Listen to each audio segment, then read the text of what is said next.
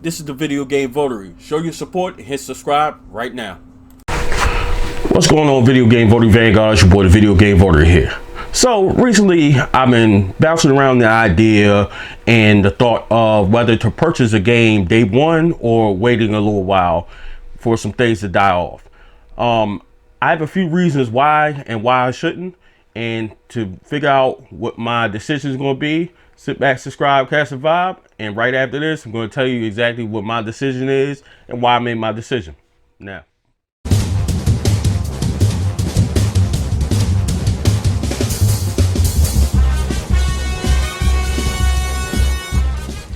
All right, guys, so welcome back. So, like I said in the intro, I've been tossing around the idea of whether or not to purchase video games day one. So the thought of that came about because I'll be more specific. Back in October, it was a release of Tom Clancy's Ghost Recon Breakpoint. It came out late October, and I was going to get it day one. But I had downloaded the beta, played it a little bit, and I was like, well, I'm not so sure. Maybe I'll hold off for a minute. And, you know, fast forward, I ended up picking up the game. So I'm going to give you a couple reasons why you should buy day one. And then at the end, I'll give my decision and what I am deciding to do moving forward. So first reason being the buzz.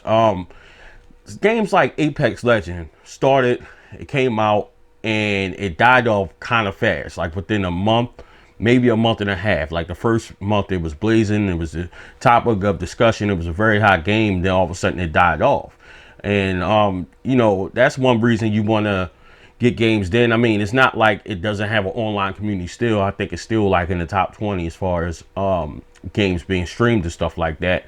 But you know, sometimes it's just a buzz, it's an open window. I mean, thankfully that was a free game. Next reason being for the experience. Sometimes you want that day one experience. Like, I'm a big Call of Duty fan, big fan of the franchise, so you kind of want to get that game day one so you don't fall behind as far as getting used to the game itself, playing online, playing with other players, playing with different weapons and perks and different loot boxes and whatever you. With certain games like that, you kind of want to stay up to date, and you want to stay consistent for the, you know, for the sake of your own skill and enjoyment of the game itself. So that's another reason why you would get it day one. Again, number three, my point, I kind of touched on a little bit on the last one, would be like the perks. You know, you may get certain rewards or points or some kind of special item, and they always offer these things when you either pre-order or get it day one. There's always little things that they throw in there to kind of entice you to pick it up on day one. So let's get into the reasons why you shouldn't buy brand new on day one. And before we get in that, I'm going to give you my decision. My decision from here on out really is going to dictate. It depends on what game, like Call of Duty, something that I play pretty heavy, I'll probably get that day one. But outside of that, I will not be buying any more games on day one unless I really, really, really want the game. My reason, and it's really only one sole reason: sales. There are always games going on sale, with the exception of a Nintendo title. Don't hold your breath on that. Granted, this past Black Friday, they had an amazing deal for Super Mario Odyssey, as well as Mario Tennis Aces, which I missed out on. I got to Target too late, and it sold out, and you know, for good reason. But other than that, every other game that I've wanted that I didn't get day one, I stayed patient. I was able to pick it up at an amazing price. And just to kind of name a few off the top of my head, well, not top of my head, I got notes right here. Ghost Recon Breakpoint, we was just talking about that just released a few months ago. We're only here in January, released in October, so about 2 months ago. And I ended up getting that game for $15. It was on sale for $20 at GameStop. I had the $5 reward coupon. I got the game for 15 bucks. Then on Black Friday, as you guys know, I'll link it in the description of that video, I picked up a bunch of games.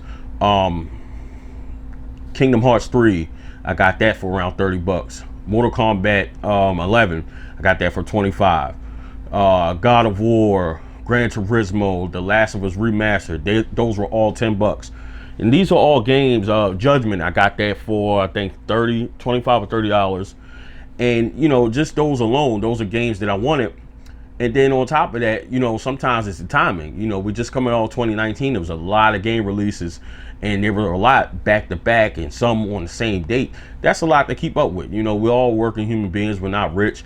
I'm not to the point with my channel where I'm getting sent out copies to do reviews on games either, which I would love and graciously appreciate once I get to that point, you know, in due time. But right now, I have to basically come out of my own pocket for these things, and it's not cheap. You know, it's not something that I may want the game, but you know, I also have to be responsible. I have a family, I have a wife, 4 children. You know, I have a house. I have a lot of things that I have to take care of that take priority over video games. You know what I mean? So that also plays a role. But number one being the sales. Besides a Nintendo title, which I would never hold my breath on. I mean, this Black Friday was incredible. It was an amazing deal. But outside of that, you know, almost every game goes on sale, including Call of Duty. That was on sale for $38. Controllers, everything you can find on sale. So it really depends on what game it is, how often you play it, if you play online competitively or just, you know, online multiplayer. Depends on how deep you are vested into that game will dictate whether or not you'll get it day one. Like for instance, I'll say again, Call of Duty will be one because I don't want to fall behind. And you know, it's always worse when it's something you enjoy but you waited to get the game, then you finally get it and everybody else is like level 50, level 100, way higher than what you are. You know, that's kind of a bummer and it's a letdown. It's like, man, I should have got it day one. Or plan, you know, always work within your budget. Don't go out of your way and go broke for video games. You know, do what you can, do what you can afford, and you know, not go too crazy. So my opinion, like again, with the exception of Call of Duty, if it's a real big Nintendo game that I want bad, I will not be picking up games on day one anymore, because every game that I've wanted that I didn't get day one, everything's going on sale with the exception of a Nintendo title. Everything, and I've got it at an incredible price. Sometimes it pays to just be patient, and I think it's paid off for me. I've gotten way more bang for my buck by doing that, and I don't know how much that affects game developers and the companies who manufacture. I don't know how much that affects them. If it depends more so if they sell initially for 6 months, 12 months, maybe that's something I could do research on. If you guys know, let me know down in the comment section. Also, let me know whether or not you pick up games day one, why or why not, and whether or not you do, why or why not. Let me know down in the comment section. So off that topic, we're going to move forward with a couple things regarding the Video Game Voter channel. Pretty soon here, I got a group of people, kind of like the Metal Jesus crew, but we got the Video Game VOTARY Syndicate. Those are my forefront people that's a part of my team that help support me. I help support them. They got their own things going on. We got streamers, Kenny Mac 85. We got a tech guy, Chris B. He's getting into streaming, and he may become a content creator, as well as Chris G. Same for him. We'd like to welcome the Born Again Nerd Shay to the team. She's officially part of the Video Game VOTARY umbrella. And we're also going to welcome in Venturous the Gamer. He's going to become a part of the Video Game VOTARY Syndicate as well. So we're going to introduce them. I want to get some projects rolling with them and formally introduce them to you guys, the Video Game VOTARY Vanguard. And we're just going to build and hopefully move as a unit, and you know, just continue to build the Video Game VOTARY umbrella, and also have them branch out as well. They're also their own individuals, and they've been super supportive of me as I have been of them.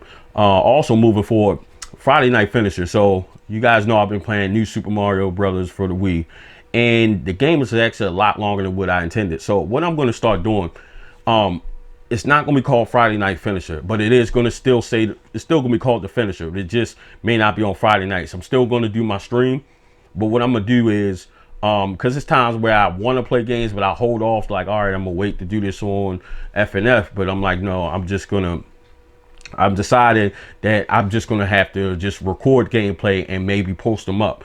And then I'll just do like a random game on the stream nights over on the Twitch channel.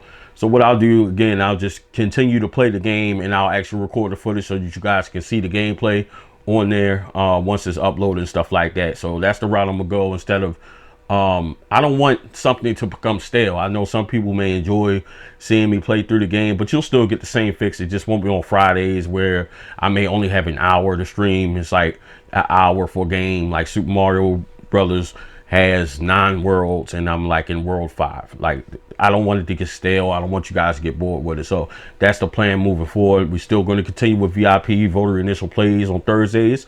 Of course, video game votaries on Tuesdays.